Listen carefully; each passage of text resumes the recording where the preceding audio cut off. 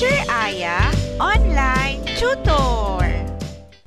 Hello children! I'm Teacher Aya, your online tutor. Are you ready for another reading lesson?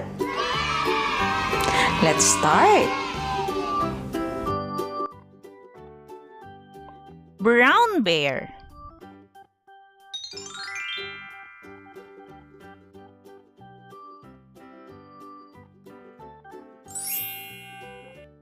Brown bear, brown bear, what do you see?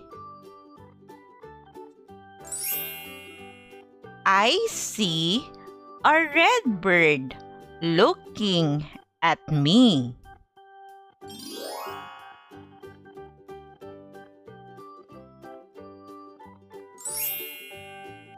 Red bird,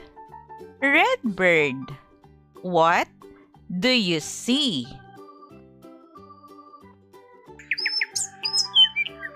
I see a yellow duck looking at me.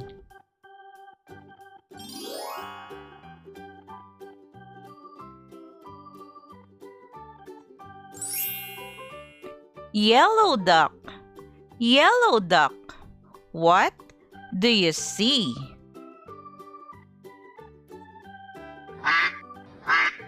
I see a blue horse looking at me.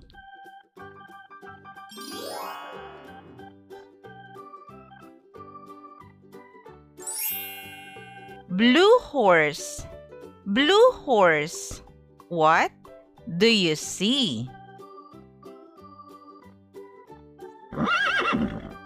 I see a green frog looking at me.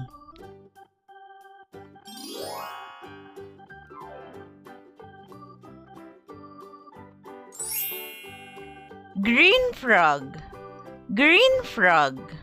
what do you see? I see a purple cat looking at me.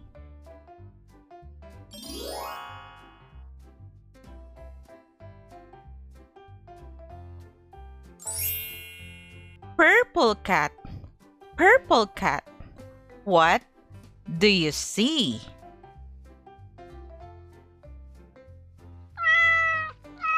I see a white dog looking at me.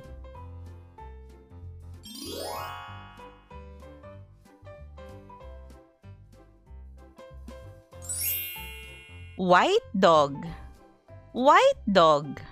what do you see? I see a black sheep looking at me.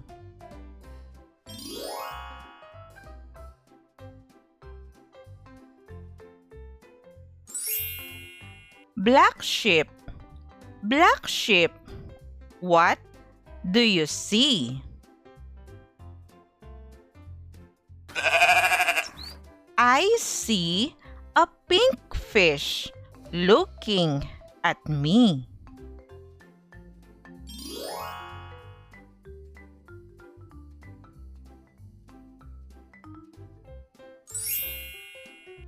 Pink fish, what do you see?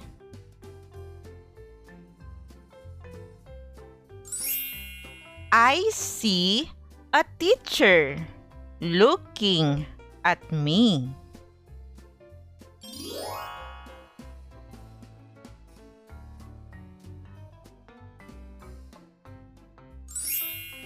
Teacher, what do you see? I see a brown bear, a red bird, a yellow duck, a blue horse, a green frog, a purple cat, a white dog, a black sheep, and a pink fish looking at us. Did you enjoy the story, children? Great job! Now, let's try to read the story together. Are you ready? Let's start. Brown bear.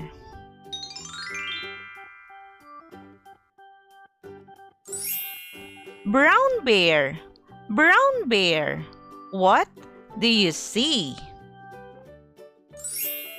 I see a red bird looking at me.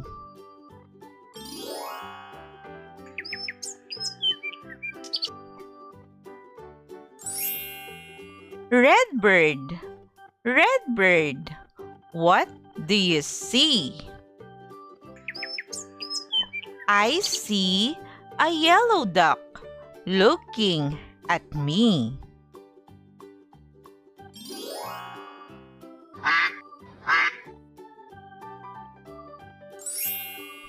Yellow duck, what do you see? I see a blue horse looking at me.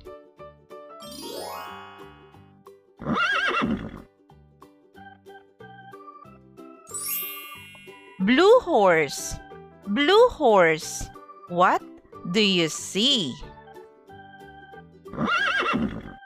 I see a green frog looking at me.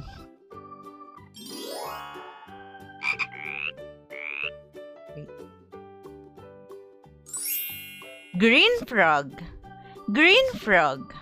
what do you see? I see a purple cat looking at me.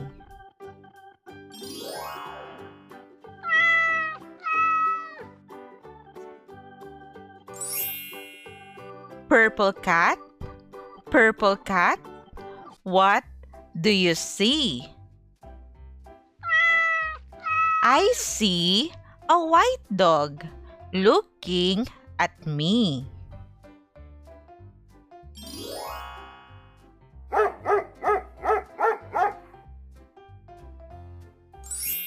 White dog, what do you see? I see a black sheep looking at me.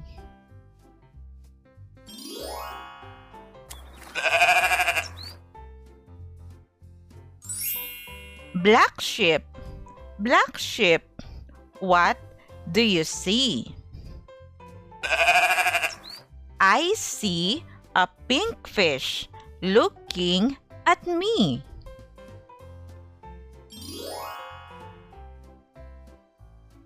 Pink fish, what do you see? I see a teacher looking at me.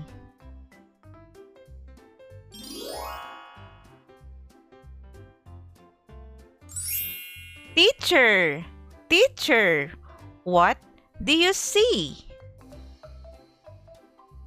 I see a brown bear, a red bird, a yellow duck, a blue horse, a green frog, a purple cat, a white dog, a black sheep, and a pink fish looking at us.